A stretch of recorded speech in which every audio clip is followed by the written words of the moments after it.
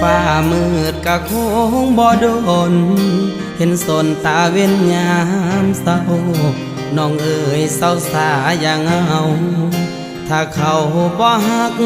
อย่าฝืนปิดสากอกน้ำตา